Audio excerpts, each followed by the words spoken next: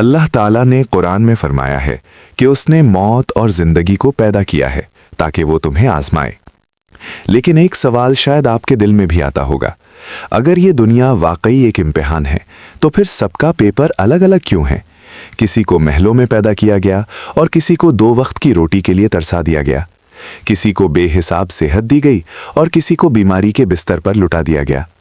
School में तो हर बच्चे को एक जैसा पर्चा मिलता है, तभी तो इम्तिहान बराबर होता है। तो क्या यहाँ नाउजुबिल्लाह कोई नाइंसाफी है?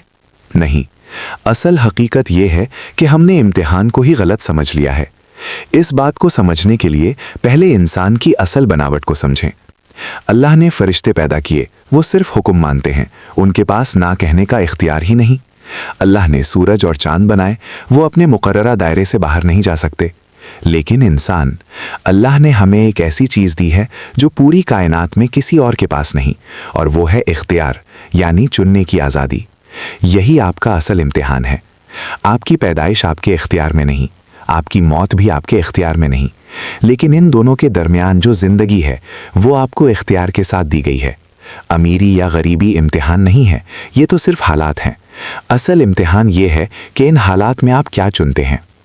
हर इंसान के सामने हर मोड़ पर 2 रास्ते होते हैं, एक तरफ उसका नफ्स और दूसरी तरफ अल्लाह की शरीयत, और आपके पास आज़ादी है कि आप किस रास्ते को चुनते हैं। बस यही असल पेपर है। आइए इसे मिसाल से समझते हैं। अगर कोई गरीब है तो ये उसका पेपर नहीं बल्कि उसका माहौल है। उसके सामने 2 रास्ते हैं। नफ्स कहता है चोरी कर लो, हराम कमा लो या अल्लाह से शिकायत करो। शरीयत कहती है सब्र करो, हलाल पर कायम रहो, मेहनत करो। उसने क्या चुना, यही उसका रिजल्ट है। अब एक